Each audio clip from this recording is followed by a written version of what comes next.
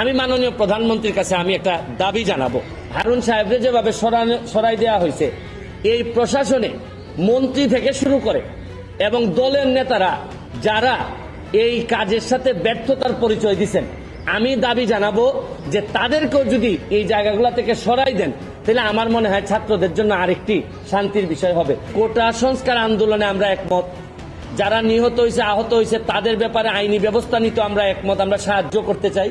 কিন্তু এই আন্দোলনটাকে যদি আপনারা মনে করেন, এই আন্দোলনটারে যদি আপনারা মনে করেন যে এখন আপনারা সরকার পতন করবেন, আপনারা মাননীয় প্রধানমন্ত্রীকে কোনোভাবেই দেখতে চান না, তাই এই আন্দোলনে তো আমরা সব একমত না। এটা আমি বারবারই বলছি যে আমি ব্যারিস্টার সুমন, আমি একজন স্বতন্ত্র এমপি হিসাবে আমি তো আমার পতন চাইতে পারি না কারণ ছাড়া বা আমার বিরুদ্ধে অভিযোগ ছাড়া। এখন সরকার পতন মানে তো আমারও পতন আমি চাই। প্রশ্ন হচ্ছে গিয়ে কোটা আন্দোলনের জন্য আসছিলেন, আপনারা সফল হয়েছেন এবং এটা মানতে বাধ্য হয়েছে সবাই, এটা আদালতের মাধ্যমে আসছে। এখন আপনারা বিচার চাইতে পারেন যে কোন কোন জায়গায় অন্যায় হয়েছে। এবং আমি আপনাদের মাধ্যমে আরেকটা কথা বলতে চাই, আপনারা জানেন যে ডিবির যিনি হারুন সাহেব ছিলেন, এই যে হাইকোর্ট তাকে নিয়ে একটা কথা বলছে যে তামাশা, আপনি জাতির সাথে এটা তামাশা। এরপরে কিন্তু সরকারের একটি, আমার কাছে মনে হচ্ছে একটি ভালো দিক যে পরের দিনই কিন্তু তাকে এইখান থেকে সরাই দেওয়া হয়েছে। আমি মাননীয় প্রধানমন্ত্রীর কাছে আমি একটা দাবি জানাবো, এটা মনে করি যে আমি সাধারণ ছাত্রের পক্ষে আমি দাবিটা জানাইতে চাই। এইটা হচ্ছে গিয়ে যে এই প্রক্রিয়ায় হারুন সাহেবরে যেভাবে সরাই দেওয়া হয়েছে, এই প্রশাসনে মন্ত্রী থেকে শুরু করে এবং দলের নেতারা যারা এই কাজের সাথে ব্যর্থতার পরিচয় দিচ্ছেন, আমি দাবি জানাবো যে তাদেরকেও যদি এই জায়গাগুলো থেকে সরাই দেন, তাহলে আমার মনে হয় ছাত্রদের জন্য আরেকটি শান্তির বিষয় হবে।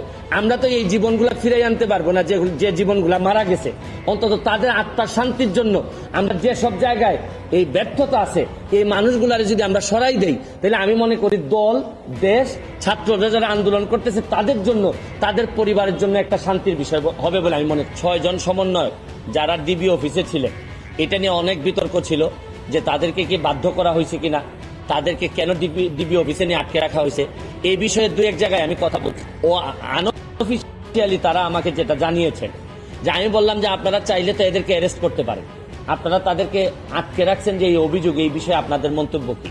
তারা আমারে যেটা জানিয়েছেন, তারা বলছেন যে কোটা আন্দোলন তো কোটা সংস্কারের যে আন্দোলন, এটার জন্য যা যা চেয়েছিলেন সবই দেয়া হয়েছে।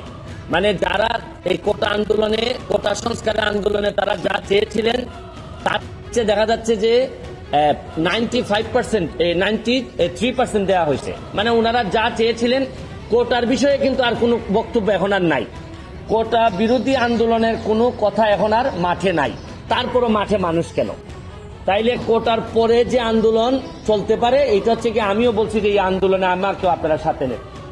যদিও সাথে নেন কোনটা, এটা হচ্ছে এই আন্দোলন করতে গিয়ে যারা নিহত হয়েছেন, যারা আহত হয়েছেন, তাদের এই প্রক্রিয়াতে কার কার দায় আছে, ভুল হয়েছে কিনা, পুলিশ কি এক্সেসিভ ফোর্স ব্যবহার করছে কিনা, পুলিশ কি এই আর্ম যারা তাদের ব্যাপারে গুলি করতে পারে কিনা, এগুলা নিয়ে আপনাদের আলোচনা হইতে পারে, বিচারের আমরা আদালতের দ্বারস্থ হইতে পারি। এখন হচ্ছে কি এই প্রক্রিয়া। এবং আপনারা জানেন যে কমিশন অলরেডি রংপুরে যাবে, এটার প্রক্রিয়া শুরু হয়েছে। মাননীয় প্রধানমন্ত্রী বলছেন যে এই তদন্ত প্রয়োজনে জাতিসংঘ এসে এটা করুক।